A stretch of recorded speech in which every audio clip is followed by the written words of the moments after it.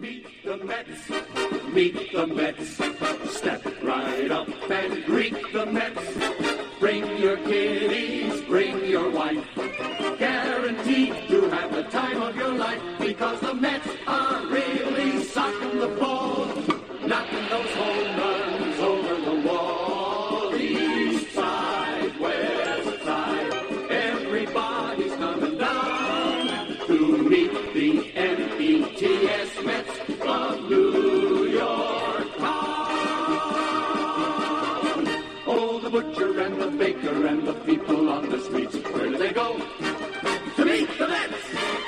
Oh, they're hollering and cheering and they're jumping in their seats. Where do they go? To meet the Mets!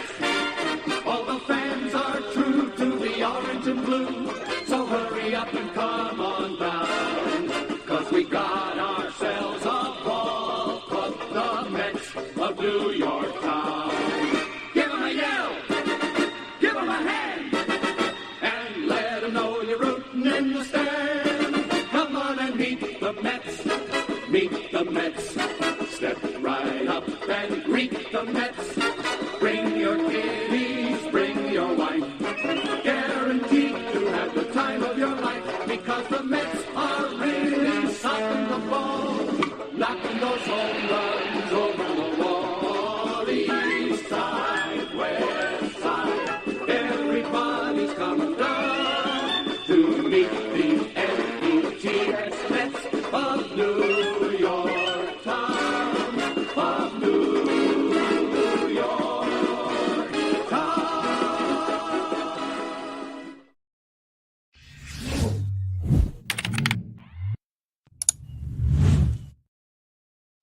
What's up, Mets fans? Welcome back to another Mets Spring Training Talk Live right here on the channel. Hopefully everybody is doing as good as they possibly can. And it can't be baseball season unless an important injury for the New York Mets happens. And that's when the baseball season actually gets started. And behold, another Mets injury that is a major injury and an important injury to the New York Mets roster and the rotation. Nothing new yet again, and I do apologize in advance for the spotty internet, spotty Wi-Fi. You know how hotel Wi-Fis are. They could be a hit or miss, so if I go in and out, I do apologize, but we'll do the best we can here today. I am in Port St. Lucie right now, in the hotel room, just hanging out, relaxing, and just waiting for the next couple of days to enjoy some Mets baseball. And of course, you can't have fun and without a little bit of I would say anxiety and just pissed off and just somewhat of a baseball depression. And that's exactly what Met fans felt earlier today. So I want to bring you back so a little bit of my eventful morning flying to Florida. So if you haven't heard, I know you guys probably did, but the injury from Kodai Senga is a mild strain of his posterior capsule in his throwing shoulder. So there's 99% chance he's going to miss opening day, maybe further. They're going to shut him down until the swelling and any of the discomfort is gone, and then he'll start his throwing program, and we'll see how long that takes. Because once he starts throwing and there's no setbacks, then he can really get an idea of when his return can be possible. Some say it could be a couple of weeks after opening day. Some say it could be longer. We don't know yet, and that's where we are right now. So let me bring you back to the morning of the events that I had to deal with today when it came to the Kodai Senga situation. So I Uber to LaGuardia Airport, get on the plane. You know how it goes. Put it in airplane mode. You know, sometimes you get service, sometimes you don't with the plane Wi-Fi and all that stuff.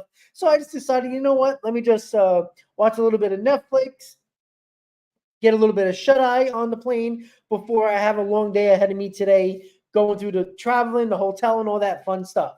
So, you know when you don't have service, whatever notifications, messages you get, it ain't going to happen until you actually get service back on your phone once you land. So I don't know anything that's going on with the Kodai Senga. I know he had shoulder fatigue yesterday, and then he was going to get the MRI, and we're probably going to hear something today. So we land, the server's coming back, my phone starts blowing up, and then I already have bad feelings. I'm thinking, all right, something is really wrong here because I'm getting notifications on Twitter, messages on Twitter, on X, whatever the hell you want to call it, and then I see the notification. Kodai Senga has a mild strain of his posterior capsule in his throwing shoulder, and he's going to miss opening day.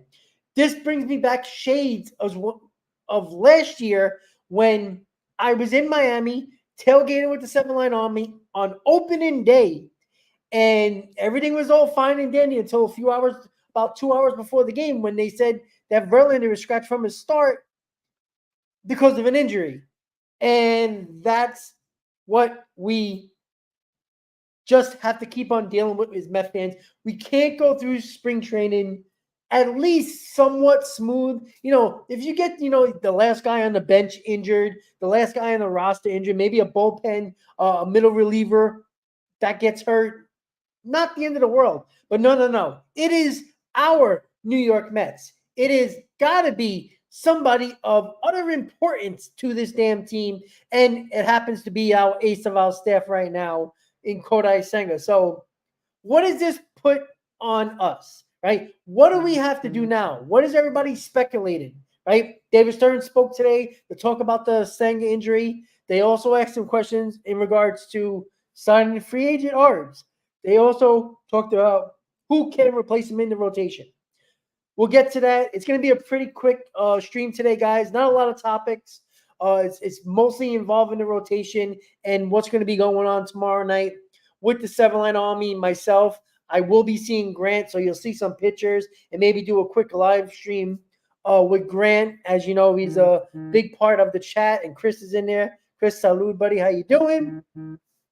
So, all right.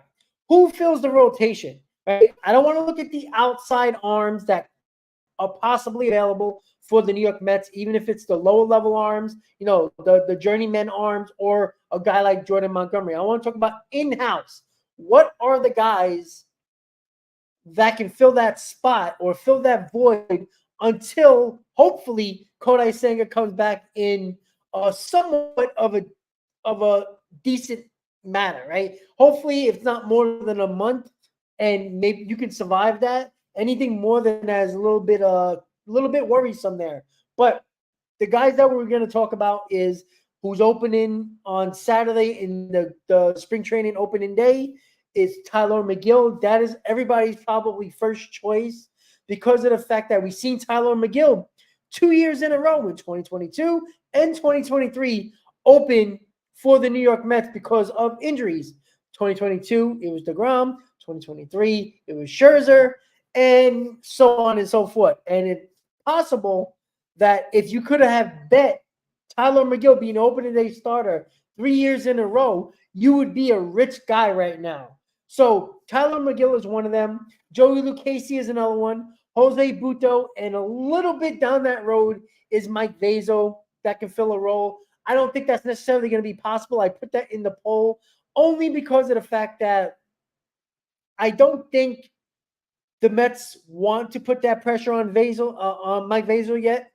But you never know, right? If Vazo pitches better than the three guys I mentioned, then you might have to think about it. But Tyler McGill is probably the more logical choice because he's done it before, right? He pitched in that big moment. He pitched at home, pitched on the road. It's perfectly fine to have McGill be that guy. Now, again, they have to perform in spring training to give him that position. That's first and foremost. That's what we have to talk about when it comes to that. Joey Lucchesi kind of gets the short end of the stick yet again. He did have injuries since the Mets have picked him up, and it seems like the Mets are kind of, long day. Probably want Lucchesi as that depth piece or that long man in the bullpen. Jose Butto, another guy, I think they would rather have him in the minors as a depth piece. And again, Mike Vazo, more of a long shot, but you never know. If he pitches well, shows signs of being the better pitchers of the guys I named, then we have something to talk about. So it will be interesting to see what the Mets think, but don't think it's not a little bit of a noteworthy thing that Tyler McGill is opening on Saturday in the first spring training game of the year. Like, I think that's a telltale sign that the Mets believe that Tyler McGill, at this moment, prior to the Senga injury, was getting a big look at either the long man in the bullpen or one of those spots in the rotation prior to the Senga regime, maybe a 6-man rotation. But with the Senga injury, now McGill is more of more of a, I would say, not a guarantee, but more than likely he is going to be the guy. And I don't think the Mets are going to put Jose Quintana on opening day. I don't think they're going to do Severino like that. Hauser's not the guy. Excuse me, guys. I'm sorry. I'm yawning. It was a long, long day. But I think Tyler McGill, because he's done it multiple times now, I think it's more safe to put Tyler McGill as the opening day starter if he shows that he's kind of figured out what was the problem last year. That's what we're going to be looking at. And once again, guys, I do apologize for the spotty internet. You know how hotel Wi-Fi's work; they could be a hit or miss. So if I go in and out, I do apologize. So I'm gonna make this about a half-hour stream today because I don't know how long this Wi-Fi is gonna last, to be honest with you. But with the rotation being filled, I think it's gonna be Tyler McGill, and I think the Mets, prior to the Senga injury, making Tyler McGill the opening day starter for the spring training opener on Saturday, kind of told you that they really want him to be a part of this 26-man roster going to Citi Field on opening day on March 28th against the Brewers. And hopefully that new pitch that he's working out, that is kind of the ghost fork, a little bit change of that. Excuse me, I'm so sorry, guys. It's a long day. But you have to realize that that's exactly what they're trying to probably push forward at the moment. Again, things can change in spring training. Tyler McGill could be terrible, and Lucie can be the best pitcher. You know, it could be Jose Budo, could be Mike Vasil, could be Christian Scott, who's a very much a long shot. You just never know. If Christian Scott pitches outstanding, it's kind of hard to say no to Christian Scott, who's one of our top prospects and probably our crown jewel of arms in our farm system. So it's going to take a lot of decision making here, because now you're not just filling a spot in the rotation or putting a guy on the roster at the back end of the roster on opening day. This is a guy that's going to be extremely important for this rotation for whatever amount of time that Kodai Senga is missing. Now you're hoping it's only a couple of weeks, 4 or 5 starts, so you get him back in sometime in May, and it's not going to make or break your season, but you need the guy to at least calm things down, be consistent, pitch every 5th day. That's something that you need that person to do. And, you know, it's not like every Senga start, you're just going to go 5-0, you know, saying the first 5 starts of Senga's season. So if you can get around the 500 type of win total for that replacement of Kodai Senga in the rotation, you'll have to take that. We just hope, and luckily, it's the posterior capsule strain and not the front of the shoulder. This is the back of the shoulder, which doesn't require surgery. It requires rehab and treatment, which is a really good thing. But what you don't want it to happen is that if there's still a little bit of, I wouldn't say discomfort, but a little bit of, you could say a little bit of discomfort, and he's throwing, is that going to mess up his mechanics? Is he going to release the ball differently? Is his, when he releases the ball, is his shoulder a little bit high? Is his arm too elevated? Or, he's pitching to a 3/4. That shoulder can determine how you throw that ball, depending on how your shoulder feels. There's a little bit of discomfort. you're going to probably pitch differently. And a guy who is a master of mechanics in Kodai Senga and the same mechanics every single time and why he's pitched so well, that can be a problem because not only is your arm angle might be different, the mechanics might be different, you might be favoring that shoulder and now hurting something else. So you got to be extremely careful. And I think the Mets are going to be extremely careful with Kodai Senga. Don't rush him back. If it takes until the middle of May, fine. Don't rush him back. Don't make a panic move and rush him back. And then it's going to cause, if not the same injury, something much, much worse. Because if you have problems with that shoulder and you start favoring that shoulder, that injury is going to trickle down to that one area we don't want to deal with, and that is around the elbow. God forbid of that. So that is something that we just got to understand. Yes, we want Kodai Senga to come back as quickly as possible, but he needs to be 100%. Don't rush him back. This is the reason why you got all this depth, right? You got about five guys that can fill that role. You got a ton of depth with the starting rotation where you can fill that spot, not to the same caliber, but you can fill that spot with somebody that you can say, okay, I trust that guy to go out there, give me 5 innings, 2-3 runs, and give your team a chance to win. That's the important thing here. So don't rush back Kodai Senga. As much as we want to see him back 3 weeks after opening day, you got to be careful because you don't want it to linger. And again, you're gonna have this guy that's gonna, he's a competitor, right? He's gonna want to pitch despite feeling discomfort. You just don't want him to re-injure himself or hurt something else in the process. E47, McGill is not often. McGill was awful last year, but how soon people forget that in 2022, the New York Mets would have never won 101 games if it wasn't for Tyler McGill and David Peterson stepping up with the DeGrom and Scherzer injury in 2022.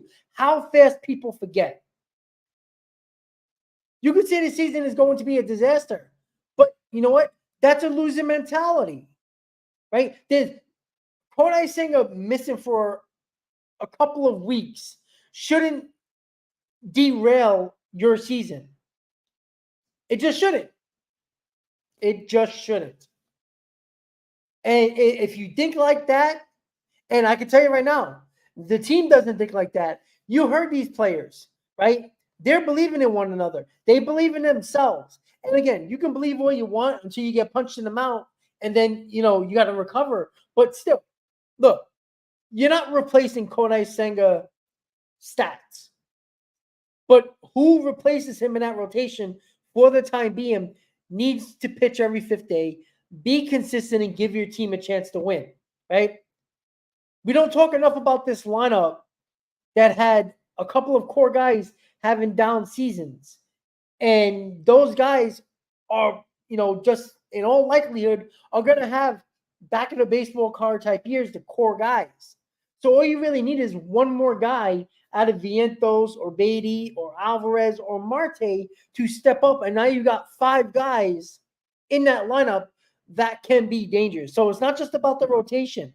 You got a bullpen that I think you really can, I wouldn't say 100% trust, but I feel good about the bullpen, right? It's a shit cards dealt, right? We got dealt a shit hand. It is what it is, right? You can't mope around, put your head down, and cry in a corner. Get your ass up, grow a pair, and go out there and play. You're a major leaguer for a reason. Do your fucking job. I'm so sick and tired of, like, I talked about it for probably a year and a half now. 2022 should have never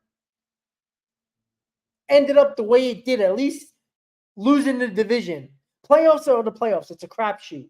But losing the division, it felt like once Marte went down, the lineup was completely different. I'm sorry, but when you still have Nimmo, McNeil, Alonso, Lindor, and Marte goes down, those guys shouldn't shouldn't completely fall apart because Marte wasn't in that lineup. But you look at it last year, Marte was hurt for the majority of the year. Marte was a shell of himself last year. The lineup didn't do nothing.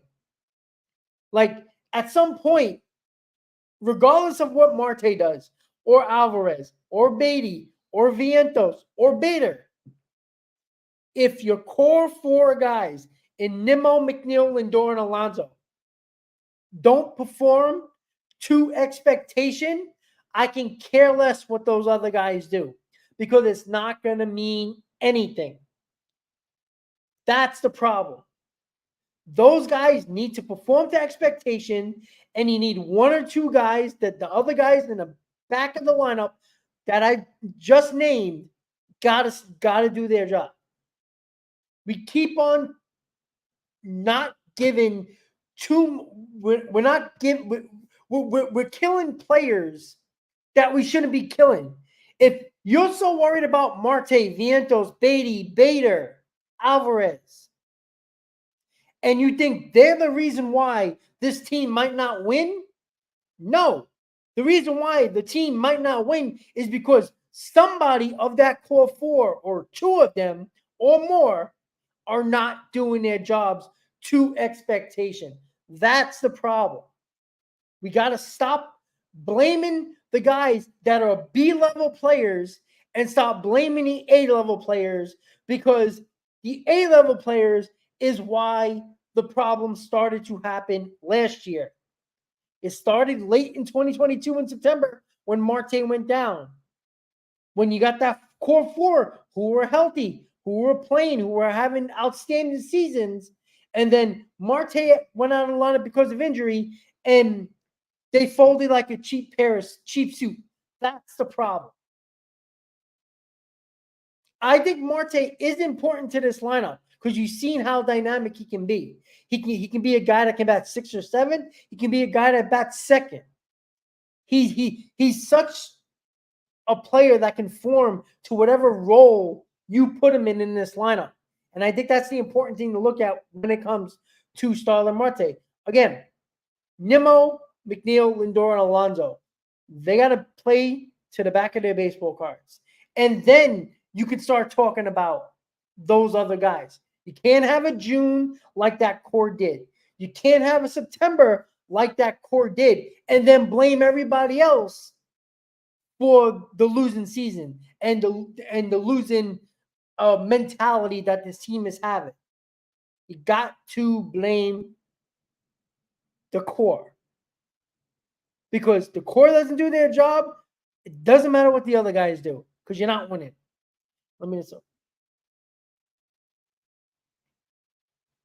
Yeah, Danny, you can not have expectation for the season. That's fine.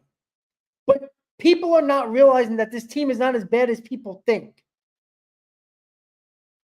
It's just that simple. It's not people just assume that it's just going to be a bad season. The Mets won 75 games last year with everything going wrong from top to bottom, from rotation to lineup to bullpen. Everything with injuries, guys not playing to the back of their baseball cards, all of that, and traded people and still won 75 games. You can't tell me that a team that is basically a middle of the pack team, just like a lot of National League teams are, besides the Dodgers, besides the Braves, maybe I would say the next tier is the Phillies. Everybody else is in that same area, in that same box of middle of the road teams, where I believe there's going to be a wild card number 2 and a wild card number 3 at stake during the season. Because what team can you really say is 100% better than? If you want to give Philadelphia the number 1 wild card spot, fine. So you got wild card 2, wild card 3. You can talk about the Diamondbacks, that's fine, but they do have to deal with the Dodgers. They do have to deal with the Padres. They do have to deal with the Giants. Not going to be easy. The Central is going to beat up on each other, right? So the Diamondbacks won 84 games last year. Did they get a little bit better? Yeah, sure. But that doesn't mean they're going to get they're going to have the same season and get hot at the right time again. That's the thing we keep on talking about. And who else? Like the Padres, they lost Soto and they're going to lose Snell. You can't tell me that they're better off without those two guys. Like that's almost impossible. Could it happen? Sure, anything can happen in baseball, right? I think the NL Central is going to beat up on each other. And I think that's another thing to look at, because I think the third wild card is going to be once again an 83, 84 win team, and I think the second wild card is going to be closer to 87. I don't think there's that much of a gap. There's probably a 3-game gap between the third place wild card team and the second place wild card team. If you want to give Philadelphia the number 1 wild card and have them at 88 wins, maybe close to 90, fine. But you can't tell me that there's 4 or 5 good teams that are actually top to bottom better than the New York Mets. It's not that close. It's not as far as people think, right? And I think the Cubs are. The Phillies are going to take a step back. To be completely honest with you, they lost the World Series 2 years ago. They lost to the NLCS in terrible fashion last year, and they didn't improve their team. They re-signed Nola. So did they really get that much better? At some point, there's going to be a little bit of a step back, and I think there is going to be. And I'm not saying they're going to, it's not like the Phillies won 95 games last year. All right, they won. What is the last 2 seasons? They won 87 and 90. Like very easily, and we forget how they took care of the Mets, who gave them about 5 games last year because of their terrible pitching and defense. So we have to remember that too. If the Mets had any resemblance of an actual baseball team in June, the Phillies probably would have won those extra 4 or 5 games in June against the Mets. And that would have changed the whole dynamic of what the Phillies might have done last season. So it's very possible. Yeah, and I think that they can easily be a 500 team. And we tend to forget about this. I talk about this all the time. You only need one really good month. You need 1 month where you're about 10 games over 500 or better. Because what that does is give you chances in the other months to go 500 or 1 or 2 games below or 1 or 2 games above. And you have to have the teams that are in front or behind you have a 10-game over 500 month to even try to get closer to you. That's the thing that people forget, right? Let's not act like the Phillies in 2022 didn't get hot late in the year and they rode it to a World Series. Let's not act like the Diamondbacks, who were dead in the water at the trade deadline, made a couple of moves, got hot late in the year, and ran it through the World Series. The Texas Rangers won 90 games. And they were a team that was almost possibly missing the playoffs and choked the division away. So, and, I always go back to the National League. Like, I don't see you can't give me, you can't count on one hand how many teams are dramatically better in the National League than the Mets. Right now, I can say 3. I will give you 4. I would say the Braves, Dodgers. I'll give you the Phillies. And can you say the Padres? Can you say the Cubs or the Brewers or the Cardinals? Probably not. So there's maybe 3 teams.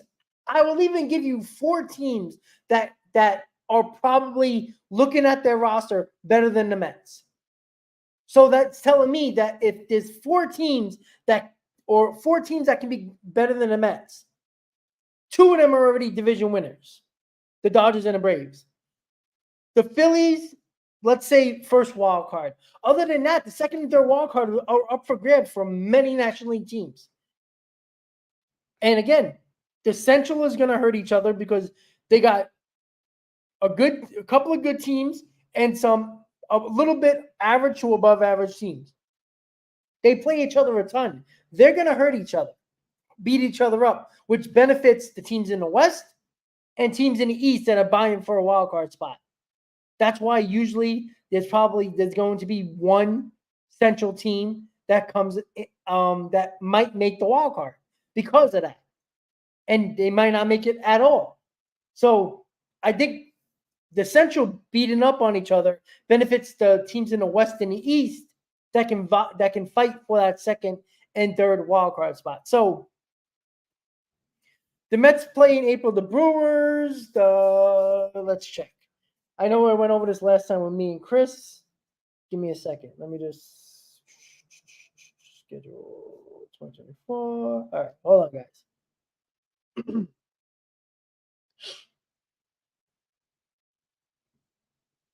All right. Come on. All right, they got the Brewers, Tigers, Reds, Braves, Royals, Pirates, Dodgers, Giants, Cardinals, Cubs. That is March 28th until April 30th. So it's not easy. I don't think that's true at all. Because in 2022, the Mets dominated the Phillies, and the Phillies looked like the worst defensive team in baseball and had one of the worst bullpens in baseball. And the Mets punched them around like they were their little brother. Yet the Phillies made the World Series in 2022. Let's not just go off of last year like the Phillies completely outperformed the Mets, and that's why it's so much of a different mental toughness when the Mets embarrassed the Phillies in 2022, yet the Phillies made the World Series in 2022. I don't think it's the mental toughness. I think they got hot at the right time, and it benefited them. That's basically it. I'm sorry. There isn't teams that just, walk their way through the season and walk their way through the postseason into the World Series. The Rangers went on a run late. The Diamondbacks went on a run late. The Astros, a team that was struggling in the first half, kind of beat up, early on. And then later they took the division from the Rangers and made the playoffs. So I don't think the mental toughness. Yeah, but easy. See, but this is the thing where I can tell you that the Phillies always had the upper hand against the Braves. The Phillies has the Braves number. That doesn't mean they're better than them. And that doesn't mean that the Phillies are just mentally tough. Some teams, you just have the advantage. Sometimes you just have their number. And that doesn't mean that they're mentally tough at all. That just means that they just have that team's number. Right? I mean, if the Phillies are so mentally tough, then how did they choke in the NLCS last year against the Diamondbacks when the Phillies only had to win one more game at home, no less, against the Diamondbacks? So I guess that mental toughness didn't really work out. Yeah, easy. I agree with that. But before the Braves series, the Braves series was just the nail in the coffin. The Braves series wasn't the problem with the Mets in 2022. It was September prior to that Braves series that was the problem. The Mets should have never got to that Braves series and have that series matter. It was more about the September games than those last couple of games against the Braves late in September. Those games should have never mattered. The Mets were already dead men walking going into that series. It was all those games they lost leads and couldn't hold leads and just lost one-run ball games. Couldn't score any runs in September. That's what it was. Leading up to that Braves series is what killed the Mets. The Mets were dead man walking into that Atlanta series. They were done because of that September prior to that Braves series late in September. Well, Duran, that I agree with that. The Phillies are in a Braves set. And I can talk about the Braves who are not mentally tough either. Because they were the best offensive team in baseball. They were one of the best teams in baseball. Yet, you can't tell me they're not mentally soft. Because, when they see the lowly Mets of course they're going to feel all big and bad. But they're also facing a team in the Phillies that they're just as good as or much better than, yet they can't beat the Phillies. You know why? Because it's baseball. That's why. Baseball is one of those sports where you can, I can even say the NHL. Baseball is becoming a lot like the NHL. I brought this up a couple of years ago with the new playoff format. Baseball is becoming more and more like the NHL. The last team in the playoffs could win it all. We've seen it the last couple of, we saw it with the St. Louis Blues a few years back where they were one of the worst teams in hockey during the first couple of months of the season, got red hot, made the playoffs, and took it all the way to a Stanley Cup championship. And then you saw last year, the Florida Panthers just stuck into the playoffs, had to face the big bad Boston Bruins, who won the most points in NHL history, knocked them out, and the Panthers went to the Stanley Cup Finals. So baseball is starting to get like that now. The best team doesn't always get there. And that's something that we have to keep on realizing, that we have to understand about baseball nowadays. With the new playoff format, is making it, I wouldn't say easier, but it's falling right into place now, and it's becoming more and more obvious that the team that gets hot late into the season and takes it into the postseason is usually the team that is going to make a run to the World Series. No matter if it's the best team in baseball or one of the teams that just snuck into the playoffs. That's where we have to look at.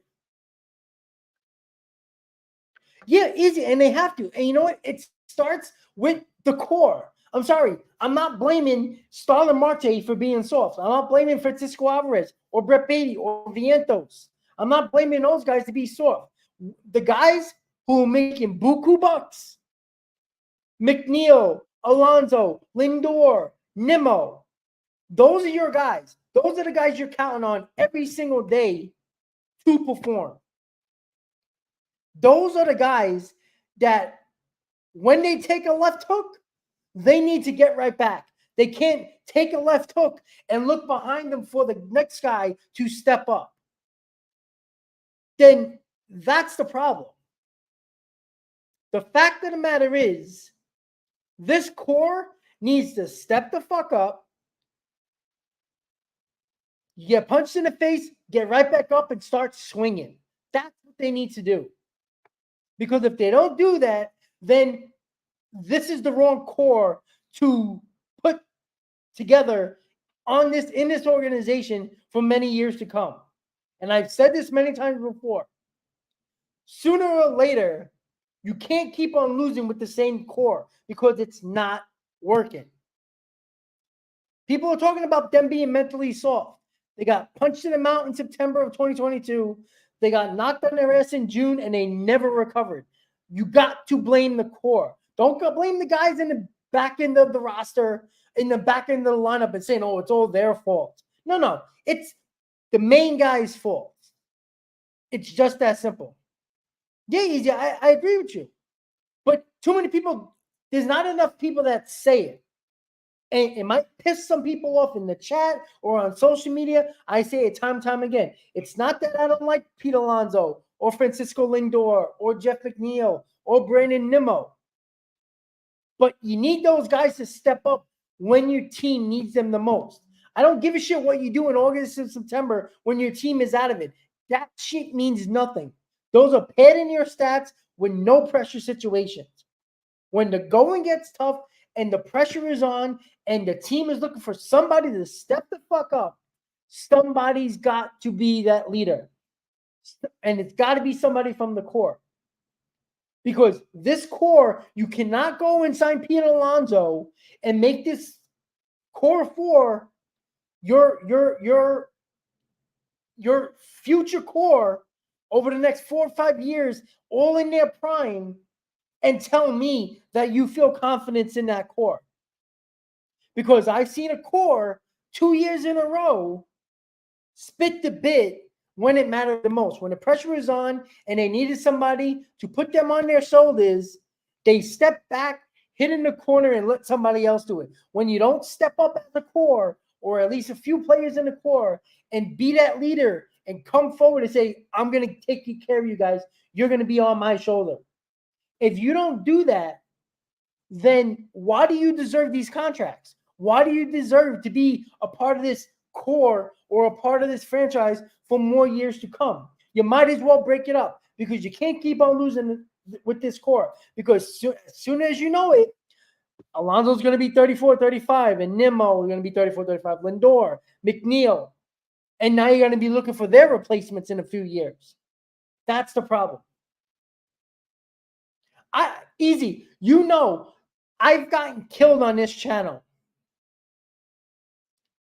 because I continue to talk about how everybody's like, oh, Pete Alonso's the face of the franchise. Oh, he wears those I Love New York batting gloves. Oh, does great things with charity, which is great. All that stuff is fun and dandy. But when you're the face of the franchise, you also got to be the face of the franchise and the leader when your team needs you the most in the biggest moments. When a team is looking for their star or their leader or that guy to step up and carry them, you got to be there. You can't just fall, because the biggest problem that I keep on having is I always go back to June, and I don't want to hear about the injury, because Alonso was batting close to 200 prior to his injury. You can't bat 200, under 200 in June, and then nobody act like they blame everybody else, and they didn't blame the guy that everybody says is the face of the franchise. Your face of the franchise needs to be the leader.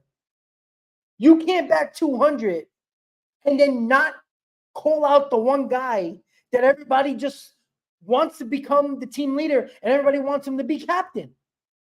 Like, it's crazy to me. I love the guy.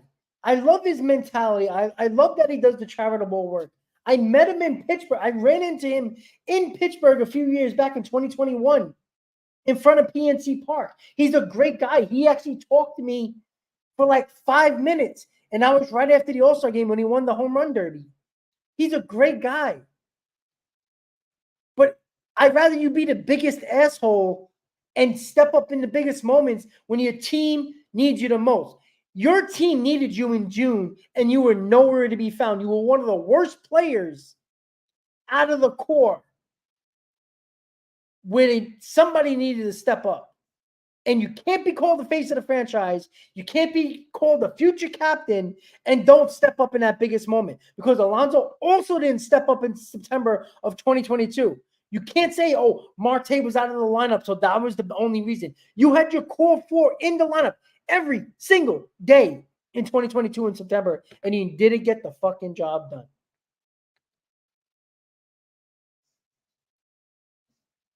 Well, it's not that he's he's the type of guy that, he's fat fit. And if you don't know what that is, that's a guy that doesn't have a lot of muscle tone, doesn't have abs, isn't an Adonis. He's a guy that I don't think in four years is going to be playing first base every day, but he can have longevity being a DH. So again, this is not me saying I don't want to keep Alonso long term. I do. But there's got to be a point in time when this fan base got to stop babying this guy. This guy failed you 2 years in a row, along with other people of this core. But you can't take all the credit as the face of the franchise and not take the blame when things go wrong. Because that means that, are you really that leader of this team? Or are you just padding your stats in August and September when nothing matters? It's going to be very interesting. So Jordan Montgomery is still out there, guys. Let me finish this up for the next couple of minutes of the stream. Jordan Montgomery is still out there. They asked David Stearns about that. He didn't really say yes, didn't really say no. I think he is talking to them. to Montgomery. I don't know where they're looking, but I think internally is probably more likely. But you never know. If you can work out a deal that is a favorable situation for the Mets, maybe with a 4 or 5 year deal worth whatever money, but you have an opt out after 1 year. That's something that you can look at as well. But right now, it's probably the internal options.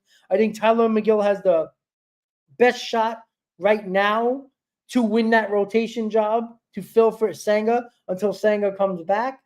But Jordan Montgomery is very interesting because he's still on the market. Early on in the offseason, the Mets were interested, and then they pivoted. We'll see. But it's a far chance, but you just never know. You just never know, right? If the price is where the Mets like it, why not sign him if the price is right? All right, guys. So tomorrow night, to finish up this stream tonight, and it's a pretty quick stream, not the hour and a half stream that I normally do with either Chris or the guys from the roundtable or myself. Tomorrow night, the 7 line, a tradition. Every year of spring training, prior to the spring training opener, they have like a pre-party, a pre-game party the night before at either a bar and grill or a brewery. That's happening tomorrow night, 5 p.m. until whenever. Tomorrow night in Port St. Lucie, Florida, Hop Life Brewing Company. Everybody knows Grant in the chat. He is coming down to spring training. He'll be at Hop Life Brewery, so you'll see pictures, maybe do a live stream with him. So it's going to be a lot of fun. Hop Life Brewing Company. Make sure you check the notifications. Make sure you got the notification on. I'm going to be going live, doing some shorts, doing a video, all that fun stuff. I'm going to work hard for you guys to set up a little bit of my phone on a tripod, and I'm going to ask Met fans all throughout Hop Life Brewing Company to give me their thoughts about the Mets and give me their record for the 2024 season. And that'll give you a little bit of an idea of what the belief is of Met fans in Port St. Lucie, a little bit liquored up, and get their true intentions and true opinions and thoughts of our New York Mets. So with that said, guys, baseball season is upon us. Not exactly the way we wanted to start our spring training with the injury of Kodai Senga, but let's hope for health. Let's hope that he comes back sooner rather than later. But it's baseball is upon us. We're only not a little over 30, I'll say less than 2 days away until an actual Mets game. I'll be on the berm on Saturday with the 7 Line Army. It's going to be a lot of fun. The weather is actually beautiful. It's going to be like 70, 73 degrees. No rain. That's always great. So let's hope for help. Let's hope for Senga to come back as soon as possible. And we'll see who's going to win that job during spring training. With that said, guys, thank you for tuning in to another Mets Spring Training Talk Live right here on the channel. Before you go, hit on that like button, guys. It's always a pleasure talking to you guys in the chat. With that said, have a good night. Let's go Mets. Baseball season is here, guys. Out from Port St. Lucie, Florida. Have a great night, guys. Let's go Mets.